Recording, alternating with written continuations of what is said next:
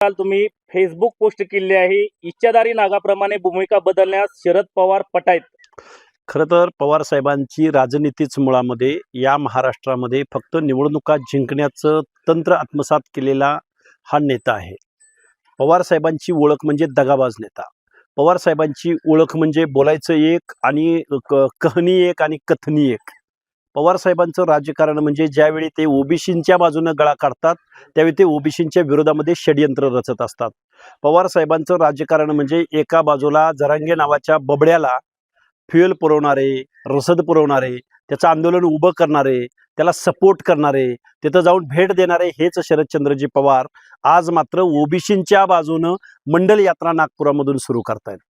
ज्या जरांगेनं लाखो कुणबी सर्टिफिकेट काढून आज ओबीसींचं पंचायत राजमधलं आरक्षण असो किंवा शिक्षण नोकरी एंट्री पॉईंटचं आरक्षण असो हे आज उद्ध्वस्त केलेलं आहे. आणि पवारसाहेब तुम्ही कुठल्या ओबीसींच्या काय तुमचा त्या मंडल यात्रेचा काय येतोय, काय उद्देश आहे आणि तुमचं हिस्ट्री तुमचं रेकॉर्ड काय राहिलेलं आहे? राजकारणामध्ये आपल्यापासून ओबीसी बांधव दूर गेलेले आहेत आणि आता आपलं राजकारण संपलेलं आहे हे ध्यानात आल्यानंतर तुम्ही नागपूरला जाऊन मंडल यात्रा काढताय. काय हेतू आहे तुमचा? काय मंडल आयोगाचा हेतू होता? मंडल आयोगाच्या 38 सूचनांपैकी 38 योजनांपैकी फक्त 2 योजना आज या भारतीय समाज व्यवस्थेमध्ये लागू झालेल्या आहेत. मंडल आयोगाचं म्हणणं होतं की विधानसभेमध्ये लोकसभेमध्ये ओबीसीला आरक्षण भेटलं पाहिजे.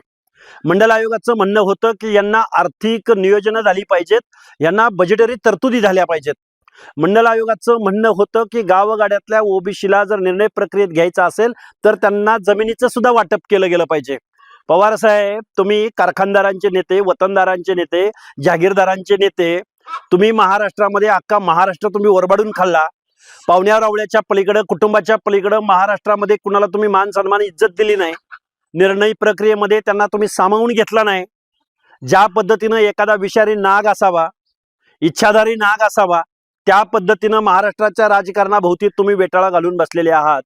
एखादा माणूस आपल्या हक्क अधिकारावर बोलायला लागला, एखादी ओबीसीची मुवमेंट महाराष्ट्रामध्ये उभी राहील म्हणून तुम्ही जरांगेंचं आंदोलन उभं राहतंय तर ओबीसी मध्ये फूट कशी पाडायची, ही फोडा आणि झोडा ही राजनीती ही शरदचंद्रजी पवारांची आहे. शरदचंद्रजी पवार ईस्ट इंडिया कंपनीप्रमाणे वागतात.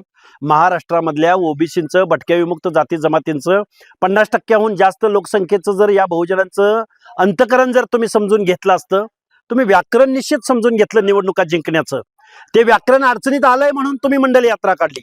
त्यामुळे शरदचंद्रजी पवार हे दगेबाज नेते आहेत आणि त्यांचा तो इतिहास राहिलेला आहे. त्यामुळे ओबीसी बांधवांना माझी विनंती आहे, ओबीसीच्या बाजूने उभं राहा, ओबीसीच्या माणसांना निवडून द्या आणि या दगेबाज माणसांना खड्यासारखं बाजूला करा, असं मी ओबीसी भटक्या विमुक्त जाती जमातीच्या सर्वसामान्य बांधवांना मी विनंती करेन. ओबीसी आणि मराठा समाजामध्ये देवेंद्र फडणवीस वाद तयार करत आहेत. यापुढील काळात दोन्ही समाजात दंग झाली तर याला जबाबदार फडणवीस राहतील असं मनोज जरांगे म्हणतायत. हे बघा, मनोज जरांगे काहीही बोलतात. आज देवेंद्र फडणवीसांना ते काहीही बोलतात. देवेंद्र फडणवीस हे महाराष्ट्राचे मुख्यमंत्री आहेत. 12-13 करोड जनतेनं त्यांना निवडून दिलेला आहे. देवेंद्र फडणवीसांचा अपमान किंवा पान उतारा म्हणजे महाराष्ट्राचा अपमान, पान उतारा आहे.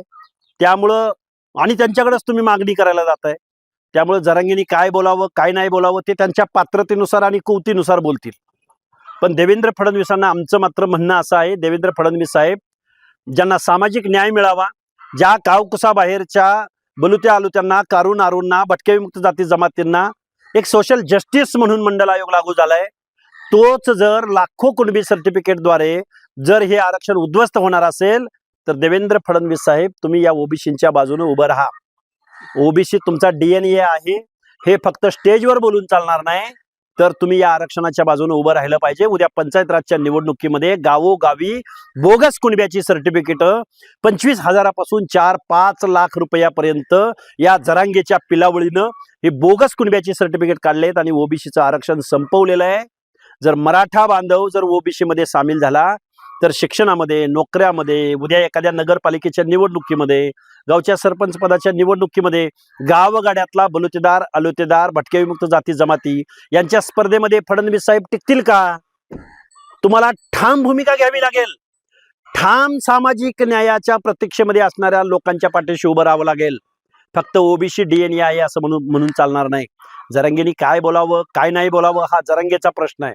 पण जरांगेच्या जर दबावाला झुंडशाहीला तुम्ही बळी पडला तर ओबीसी बांधव मात्र खूप मोठा उठाव या महाराष्ट्रामध्ये करतील. मराठा आरक्षणासाठी 29 ऑगस्टला मराठा समाजाला मुंबईला येण्यासाठी जरांगे पाटील यांनी आवाहन केलं आहे, याविषयी काय सांगा? हे बघा, जरांगे पाटलांनी कितीही आव्हान केलं आणि काहीही केलं तरी ओबीसीची एक संघर्ष यात्रा या महाराष्ट्रामध्ये आम्ही काढत आहोत. त्यांना काउंटर म्हणून आम्ही ही संघर्ष यात्रा काढत नाही आहोत, तर ओबीसी एकता अभियान आम्ही राबवत आहोत. भटके विमुक्त जाती जमाती आणि ओबीसी एक आहेत. 27% आणि वरचं एसबीसीचं 2%, हे सगळं 29% आरक्षण हे ओबीसीचं आहे. आणि ओबीसीनी मूळ ओबीसीला मतदान करायचं. बोगस आणि खोट्या कुणबी दाखल्याद्वारे ओबीसी मध्ये आलेल्या माणसांना खड्यासारखं बाजूला करायचं, ही आमची टॅगलाईन आहे. ओबीसीनं मूळ ओबीसीला मतदान करायचं, हे आम्ही गावगाड्यातल्या सर्व ओबीसीला समजावून सांगणार आहोत. एबीपी माझा, उघडा डोळे बघा नीट.